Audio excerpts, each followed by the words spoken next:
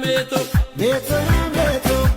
ya meto Oromia meto Karati magoda tapata chilalo Totes digdami afur guyyaa ifni birmadummaa baheedha.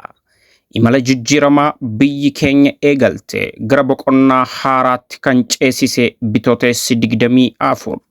Milkaa'inoota siyaas diinagdee fi hawaasummaa damdaneessa ta'aniif bu'uura kan kaa'e gaafiilee barootaaf ture gaafii diinagdee dimokiraasii fi eenyummaa kallattii sirrii akka qabatan gochuudhaan biyya keenya boqonnaa haaraatti tarkaanfachiisuun danda'amee jira.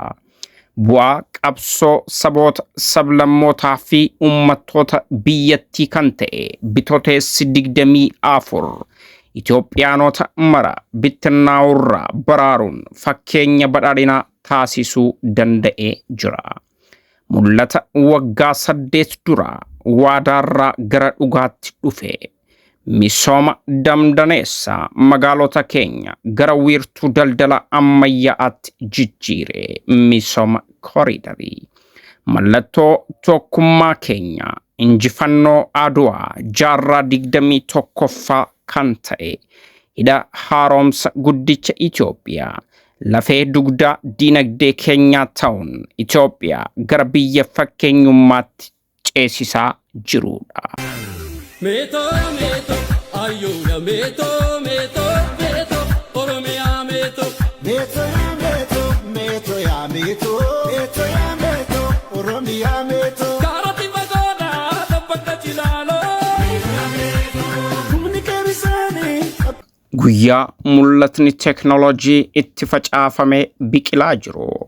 Looreeta Nagaa Addunyaa muummee ministeera Itoophiyaa Dr. Abiy Ahmed yeroo sanatti sadarkaa teknoolojii addunyaan irra geesse waliin deemuu qabna jedhanii turan. Waggaa 8 booda har'a mul'atni sun bu'uura jabaa qabatee jira.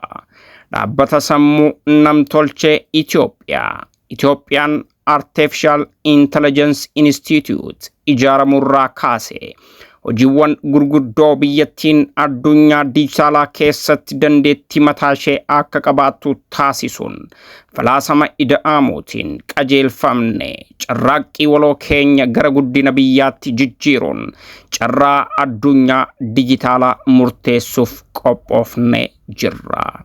Itoophiyaa gara biyya fakkeenyummaatti ceesisna bitotes digdamii afur guyyaa ifni birmadummaa baheedha.